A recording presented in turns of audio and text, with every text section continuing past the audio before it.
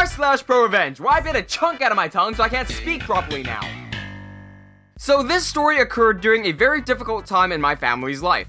My wife and I just went through losing our first child 2 months before her due date. And to top it off, I had just lost my job. So my parents agreed to let us move in with them until we got back on our feet. My wife and I both took the first jobs we could find. She took a job at an upscale restaurant and it paid very well. I took a job at a furniture store / auction house as a maintenance guy, as he called it, which was a heck of a pay cut, but I was willing to take anything at this point. Little did I know, this guy owned several properties around the area and I would constantly be driving from place to place fixing issues at various rental properties. On days where there were no issues at those properties, I would be dealing with their auctions, moving furniture around the sales floor, or delivering furniture to customers. This was all fine and dandy, except for the fact that I have real construction and maintenance experience, and if my name is on something, I'm going to take pride in my work. On my first day, I should have left. They sent me to a house that was so water damaged under the kitchen floor from a leaking pipe, there were obvious signs of mold.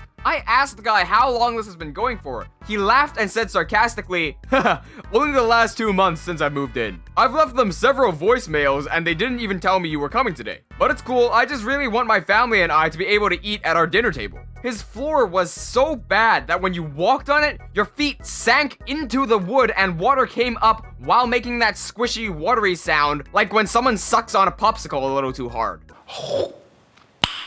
Nice. Knowing what I know, this had been going on for much longer. I apologized and said that this was my first day, and that there must have been some sort of misunderstanding on our end. My boss shows up and drops off some materials for me to do, as he called it, a quick fix with plywood and caulk on this guy's floor, and to also duct tape the leaking pipe. Me really needing money and thinking this was temporary till we can hire a flooring company, a plumber, and possibly some framers, I get right to work.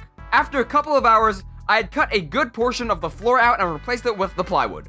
I told the guy, "I'm sure they're gonna get back to you about the situation very soon," and headed back to the store. A couple of days go by and I asked the boss when he was going to do the repairs on that rental property. He asked smirkingly, "What repairs?" So I reminded him which house I was referring to and he said, "Yeah, you don't remember something you just did 2 days ago?" At this point in my life and even now, I avoid arguing with ignorant or stupid people. To me, it's just not worth my time.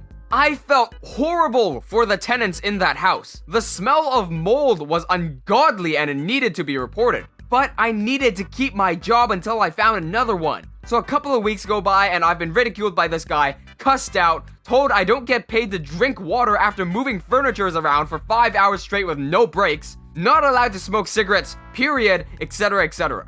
One day he pushed me to my limit. He has me follow him to his house in this old Pence-style moving truck with 3 other people, 2 of which are riding in the back of the delivery truck, which is illegal, simply because someone needed to hold the 5-gallon buckets of water because he refused to turn the water on at this property. We show up. This thing is inhabitable. All the windows are knocked, trash everywhere, no front door, no back door, no electrical. Everything was stripped and there were even used condoms around. To top it all off, this house has asbestos siding. For anybody who doesn't know, asbestos was banned for the use in any building or facility after many people got lung cancer from breathing in the dust. It is very bad for you. The other people begin cleaning the house and he tells me that my task is a test. He wanted me to scrape all the asbestos siding in an hour, all around the house so that it could be primed and painted the following day. I tell him that it's illegal for someone like me to remove asbestos. People call in teams that wear hazmat suits for this sort of thing. He fired me on the spot and told me that I would have to find my own way back to the store and to have my vehicle off the premises before the following day. Me, still feeling the effects of what I had just gone through, saw this as a perfect opportunity to loosen up and have a little fun. I made it my mission to destroy him and everything he stood for. Step 1. I called up all the tenants and informed them that I was no longer their maintenance guy because he had them calling my personal phone. And informed the people who he still had living in unlivable circumstances that they all had cases against him and that everything they were dealing with was against the law. Step 2. I informed the labor board about everything he had me do, every situation he put me in, and definitely the asbestos incident. They informed me that I needed to contact the Occupational Safety and Health Administration, so I did, and told them everything as well. Several months went by and I knew nothing had happened because one of the coworkers and I had become pretty chill and still texted each other occasionally. Step 3. One night, I had a few too many drinks. Randomly posted an ad on Craigslist as the following in their name. Quote, buying cigarette filters, 50 cents each. We know this is weird, but we are performing tests on used cigarette filters and are very passionate about our work in producing a safer filter. Please call blank.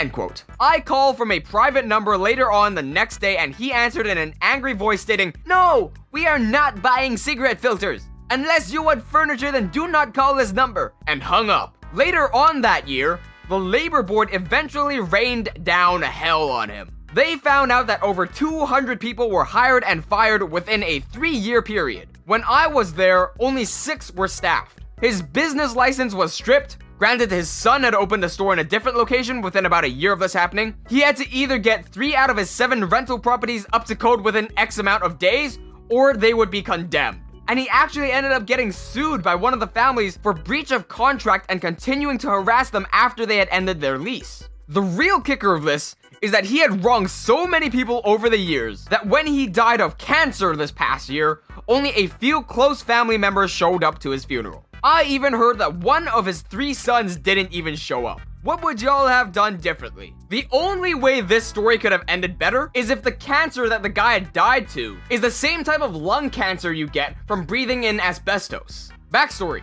this didn't happen to me, but to my boss. He is a district attorney in a larger city in Germany. He drives an expensive car and he has a device that signals to the police where he is and that he is in danger. Now onto the story. One day while driving home from work, 2 boys aged 17 and 16 suddenly jumped in front of his car, forcing him to stop. My boss was really scared, thinking that they were here to take revenge on him because he had put so many people in jail, and immediately pressed the button on this device to inform the police. The police immediately rushed over with all available units. The boys started shouting at him and accusing him of trying to kill them. 3 other boys ran into the scene also shouting at my boss. They said that they were going to call the police and that he was going to lose his license. Then one of the boys makes an offer, saying that if my boss could give all the money he had on him, they would leave him alone. At that point, my boss decided to serve some spicy revenge on these delinquents. Knowing that every police officer available is rushing to the scene and he only needs to play for time, he immediately agreed, but on one condition. All the boys needed to sign a written agreement containing, quote, that he paid the money and they are not going to press charges / inform the police, end quote. Those brilliant-minded geniuses agreed, so he wrote out the contract and everyone signed it. After they had handed the paper back, they demanded the money, but my boss just laughed at him, stating that no one is going to believe them since he had the written proof, that what they had done was highly illegal and they were going to jail, not mentioning at all that the police was coming. The police came from literally everywhere. Damn, he could not resist pulling the biggest, widest grin when he was describing their faces, and that I can totally understand that. They looked like scared ghosts on the verge of existence. One of the smarter boys thought that this paper needed to vanish. So this genius decides to rip it out of my boss's hands in front of the police, as they should later realize that this was their biggest mistake. Then they tried to escape from the police, but 3 of the 5 boys were caught. The police thought that they would never get to know who the other 2 boys were unless one of the 3 boys were snitches. Well, they didn't need a snitch, because they all signed the paper with their real names. So police got to work and caught the other 2 boys as well. Fast forward to court. There were several trial dates, but I'll shorten it. Do you remember when I told you that one of the smart boys had made a mistake? Well, here in Germany, there is a law from Nazi era still in place that gets you a minimum sentence of 5 years when you rob a motorist. 2 of the boys that were above the age of 18 got 6 years in adult prison because of their criminal history. 2 other boys got 3 years in juvenile detention, and 1 lucky boy got away with only community service. All in all, my boss didn't need to do much. They destroyed their lives on their own. Now, most criminals aren't the brightest, but I like to think that these guys are considered dumb even by dumb criminals. Biological mother tries to cause me emotional turmoil, so I take what she believes gives her value, her man. Now, I know what you might be thinking. What kind of Jerry Springer r/ProRevenge story am I getting myself into? My husband and ex-husband also happen to be father and son. Well, I promise it's not a Jerry Springer episode and it's not what you think. So, a little bit of backstory. I didn't grow up in the best environments. I've seen/experienced some crazy things. So of course, I have some wild stories. My biological mother is quite frankly one of the worst people on the planet. I suffered physical and mental abuse from her. She's addicted to methamphetamine and is a Christian, but with a touch of insanity. She believes that she is a saint. Yet, she can't get the Bible right. For instance, I was originally supposed to be right-handed, but because of her deluded belief, she thought that was the devil's hand. So she put a sock on my right hand and forced me to write with the left and would hit my right hand with a metal ruler if I tried to use it. I'm sure many of you know that the left hand is actually the devil's hand. Ironic, really. Luckily, the last time I ever saw her was when I was 10. At age 16, 5 years after I had been adopted, she found me on Facebook, and I tried to give her a chance, but she barely talked to me and never apologized for anything, so I left it at that. We don't have a relationship. Fast forward some years. I've just turned 20 and I'm making my first big move. I moved several states away from the one state I lived in my entire life. I always desperately wanted to leave because of the constant reminder that she was only 1 hour away from me. I went to meet my biological father and his side of the family and agreed to work with them. They are amazing people. I got to live in a big city, have a cool, trendy, but very dangerous job, and party with the rich people on weeknights. I was living it up. My dad stood back, let me have fun, and made sure I was safe, all while posting me on his social media, doing events and showcasing the products I made that he had helped me design. You know, being a proud father at the fact that I was interested in his profession, and with his help actually made a very successful product. My biological mother was on his social media and saw it. After almost a year of it, I guess she had finally lost it. I had no idea she knew where I was or knew what I was doing because I didn't have her on any of my social media. But that all changed. She found my Instagram and sent me a private message. What I would endure was enough to send me off the rails. The first message I got was telling me about how much of an ungrateful witch I was. That I had ruined her life and that she should have killed me when she had the chance. And that I had asked for/deserved everything that was done to me in her care. I, of course, defended myself, telling her that she doesn't know a damn thing about me, that she couldn't tell me what I was or wasn't, and that she was no mother of mine.